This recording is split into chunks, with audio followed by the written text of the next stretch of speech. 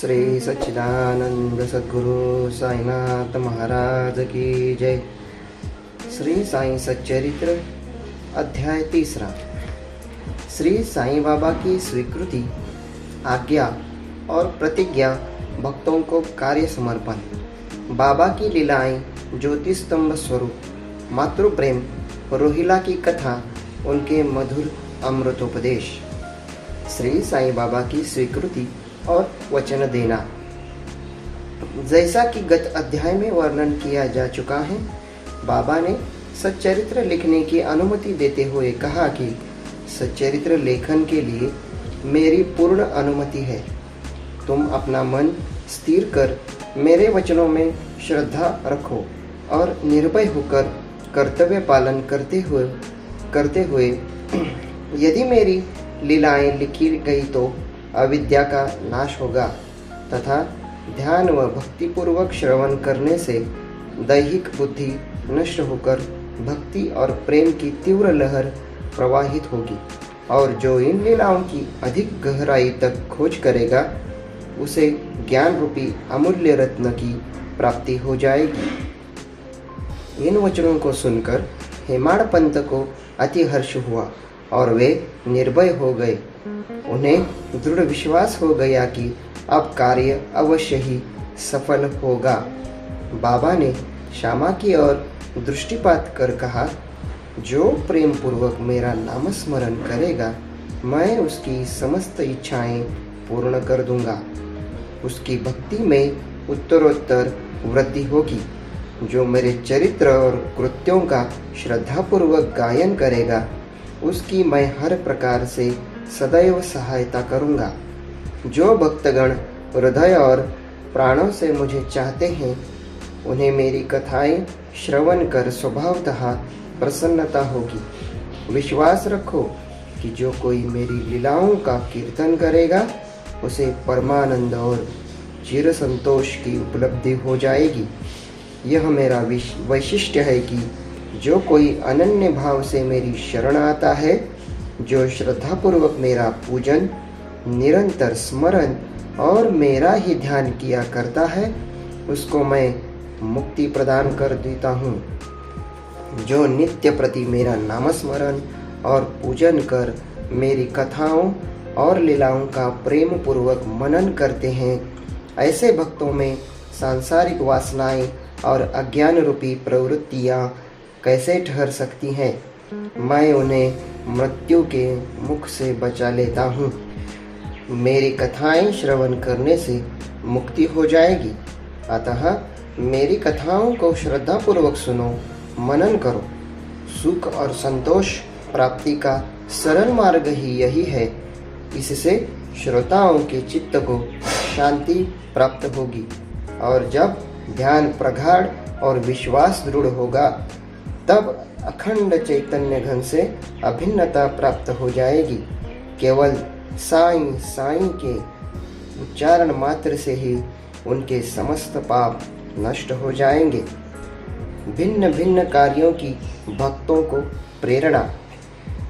भगवान अपने किसी भक्त को मंदिर, मठ, किसी को नदी के तीर पर घाट बनवाने, किसी को तीर्थ पर्यटन करने और किसी को भगवत कीर्तन करने एवं भिन्न भिन्न कार्य करने की प्रेरणा देते हैं, परंतु उन्होंने मुझे साई सच्चरित्र लेखन की प्रेरणा दी।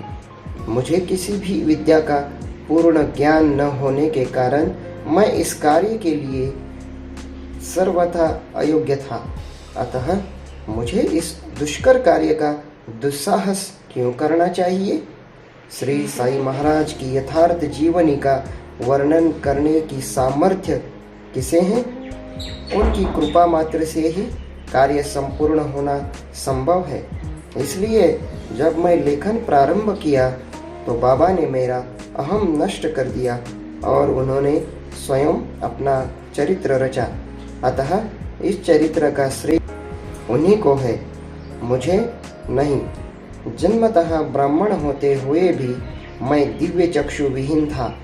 अतः साईं सच्चरित्र लिखने में सर्वथा अयोग्य था, परंतु श्री हरि कृपा से क्या संभव नहीं है। मुख भी वाचाल हो जाता है और पंगु भी गिरवर चढ़ जाता है।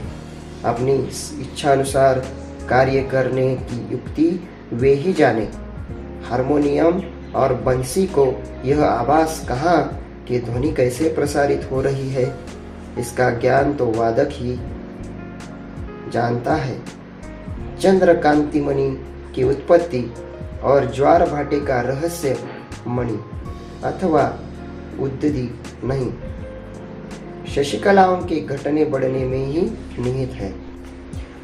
बाबा का चरित्र ज्योति स्वरूप। समुद्र में अनेक स्थानों पर ज्योति स्तंभ इसलिए बनाए जाते हैं जिससे नाविक चट्टानों और दुर्घटनाओं से बच जाएं और जहाज को कोई हानि न पहुंचे। इस भवसागर में श्री साईं बाबा का चरित्र ठीक उपर्युक्त भांति ही उपयोगी है। वह अमृत से भी अति मधुर और सांसारिक पथ को सुगम बनाने वाला है। जब वह कानों के द्वारा हृदय में प्रवेश करता है तब दैहिक बुद्धि नष्ट हो जाती है और हृदय में एकत्रित करने से समस्त कुशंकाएं लोप हो जाती है। अहंकार का विनाश हो जाता है तथा बौद्धिक आवरण लुप्त होकर ज्ञान प्रकट हो जाता है। बाबा की विशुद्धि कीर्ति का वर्णन निष्ठापूर्वक श्रवण करने से भक्तों के पाप नष्ट होंगे, अतः यह मोक्ष प्राप्ति का भी सरल साधन है। सत्ययुग में शम तथा दम, त्रेता में त्याग, द्वापार में पूजन और कलयुग में भगवत कीर्तन ही मोक्ष का साधन है। यह अंतिम साधन चारों वर्णों के लोगों को साध्य भी है। अन्य साधन योग, त्याग, ध्यान धारणा आदि आचरण करने में कठिन है, परंतु चरित्र तथा हरि कीर्तन का श्रवण तो अत्यंत ही सुलभ है। केवल उन पर ध्यान देने की ही आवश्यकता है। कथा श्रवण और कीर्तन से इंद्रियों की स्वाभाविक विषयासक्ति नष्ट हो जाती है और भक्त वासना रहित होकर आत्मा साक्षात्कार की ओर अग्रसर हो जाता है। इसी फल को प्रदान करने के हेतु उन्होंने सच्चरित्र की रचना कराई। भक्तगण आप सरलता पूर्वक चरित्र का अवलोकन करें और साथ ही उनके मनोहर स्वरूप का ध्यान कर गुरु और भगवत भक्ति के अधिकारी बने तथा निष्काम होकर आत्म साक्षात्कार को प्राप्त हो। साई सच्चरित्र का सफलतापूर्वक संपूर्ण होना यह साई महिमा ही समझे। हमें तो केवल एक निमित्त मात्र ही बनाया गया है। मातृ प्रेम। गाय का अपने बछड़े पर प्रेम सर्वविदित ही है। उसके स्तवन सदैव दुग्ध से पूर्ण रहते हैं और जब भूखा बछड़ा स्तन की ओर दौड़ता है तो दुग्ध की धारा स्वतः प्रवाहित होने लगती है। उसी प्रकार माता भी अपने बच्चे की आवश्यकता का पहले से ही ध्यान रखती है और ठीक समय पर स्तनपान कराती है। वह बालक का श्रृंगार उत्तम ढंग से करती है, परंतु बालक को इसका कोई भान नहीं होता। बालक के सुंदर श्रृंगार आदि की देखकर माता के हर्ष का पारावार नहीं रहता। माता का प्रेम विचित्र, असाधारण और निस्वार्थ है, जिसकी कोई उपमा नहीं है। ठीक उसी प्रकार सद्गुरु का प्रेम अपने शिष्य पर होता है। ऐसा ही प्रेम बाबा का मुझ पर था। उदाहरणार्थ वह निम्न प्रकार था। सन 1916 में मैंने नौकरी से अवकाश ग्रहण किया। जो पेंशन मुझे मिलती थी वह मेरे कुटुंब के निर्वाह के लिए अपर्याप्त थी। उसी वर्ष की गुरु पौर्णिमा के दिवस में मैं अन्य भक्तों के साथ शिरडी गया। वहां अन्ना चिंचणी करने स्वतः मेरे लिए बाबा से इस प्रकार प्रार्थना की, इन पर कृपा करो। जो पेंशन इन्हें मिलती है वह निर्वाह योग्य नहीं है। कुटुंब में वृद्धि हो रही है, कृपया और कोई नौकरी दिला दीजिए ताकि इनकी चिंता दूर हो और ये सुखपूर्वक रहे। बाबा ने उत्तर दिया कि इन्हें नौकरी मिल जाएगी, परंतु अब इन्हें मेरी सेवा में ही आनंद लेना चाहिए। इनकी इच्छाएं सदैव पूर्ण होंगी। इन्हें अपना ध्यान मेरी ओर आकर्षित कर अधार्मिक तथा दुष्ट जनों की संगति से दूर रहना चाहिए। इन्हें सबसे दया और नम्रता का बर्ताव और अंतःकरण से मेरी उपासना करनी चाहिए। यदि ये इस प्रकार आचरण करते हैं तो नित्यानंद के अधिकारी हो जाएंगे। रोहिला की कथा। यह कथा श्री साईं बाबा के समस्त प्राणियों पर समान प्रेम की सूचक है। एक समय रोहिला जाति का एक मनुष्य शिरडी में आया। वह ऊंचा, पूरा, सुदृढ़ एवं सुगठित शरीर का था। बाबा के प्रेम से मुक्त होकर वह शिरडी में ही रहने लगा। वह आठों प्रहर अपनी उच्च और कर्कश आवाज में कुरान शरीफ के कलमे पढ़ता और अल्लाह अकबर के नारे लगाता था। शिरडी के अधिकांश लोग खेतों में दिन भर काम करने के पश्चात जब रात्रि में घर लौटते तो रोहिला की कर्कश पुकारें उनका स्वागत करती थी। इस कारण उन्हें रात्रि में विश्राम न मिलता था, जिससे वे अधिक कष्ट और असुविधा का अनुभव करने लगे। कई दिनों तक वो तो मौन रहे, परंतु जब कष्ट असहनीय हो गया तब उन्होंने बाबा के समीप जाकर रोहिला को मनाकर इस उत्पात को रोकने की प्रार्थना की। बाबा ने उन लोगों की इस प्रार्थना पर ध्यान न दिया। इसके विपरीत गांव वालों को आड़े हाथों लेते हुए बोले कि वे अपने कार्य पर ही ध्यान दें और रोहिला की ओर ध्यान न दें। बाबा ने उनसे कहा कि रोहिला की पत्नी बुरे स्वभाव की रोहिला को तथा मुझे अधिक कष्ट पहुंचाती है, परंतु वह उसके कर्मों के समक्ष उपस्थित होने का साहस करने में असमर्थ है और इसी कारण वह शांति और सुख में है। यथार्थ में रोहिला की कोई पत्नी न थी। बाबा का संकेत केवल कुविचारों की ओर था। अन्य विषयों की अपेक्षा बाबा प्रार्थना और ईश आराधना को महत्व देते थे। अतः उन्होंने रोहिला के पक्ष का समर्थन कर ग्रामवासियों को शांतिपूर्वक थोड़े समय तक उत्पात सहन करने का परामर्श दे दिया।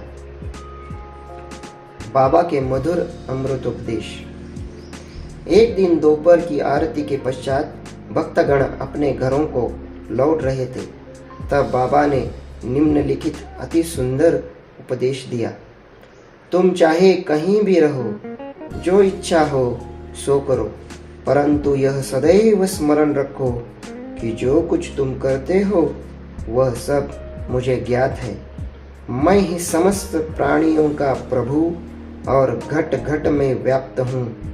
मेरे ही उदर में समस्त जड़ व चेतना प्राणी समाये हुए हैं। मैं ही समस्त ब्रह्मांड का नियंत्रण करता व संचालक हूँ। मैं ही उत्पत्ति, स्थिति व संहार करता हूँ। मेरी भक्ति करने वालों को कोई हानि नहीं पहुँचता है।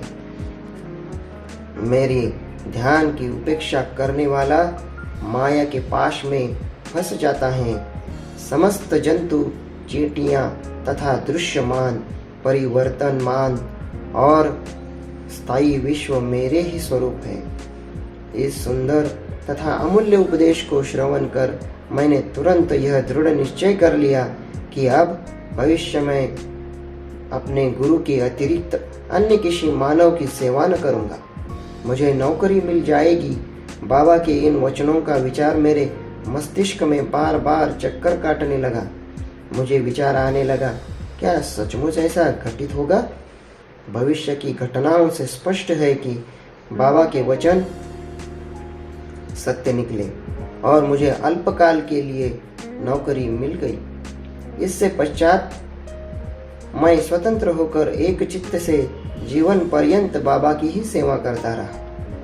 इस अध्याय को समाप्त करने से पूर्व मेरी पाठकों से विनम्र प्रार्थना है कि वे समस्त बाधाएं जैसे आलस्य, निद्रा, मन की चंचलता व इंद्रिय आसक्ति की दूर कर और एक चित्त हो, अपना ध्यान बाबा की लीलाओं की ओर दें और स्वाभाविक प्रेम निर्माण कर भक्ति रहस्य को जाने तथा अन्य साधनों में व्यर्थ श्रमित न हो। केवल एक सुगम उपाय का पालन करना चाहिए और वह है कि श्री साई लीलाओं का श्रवण करना चाहिए। इससे उनका अज्ञान नष्ट होकर मोक्ष का द्वार खुल जाएगा। जिस प्रकार अनेक स्थानों में भ्रमण करते हुए भी लोभी पुरुष अपने गड़े हुए धन के लिए सतत चिंतित रहता है, उसी प्रकार श्री साई को अपने हृदय में धारण करो। अगले अध्याय में श्री साईं बाबा के शिरडी आगमन का वर्णन होगा। श्री सद्गुरु साईनाथार्पणमस्तु। शुभम भवतु। श्री सच्चिदानंद सद्गुरु साईनाथ महाराज की जय।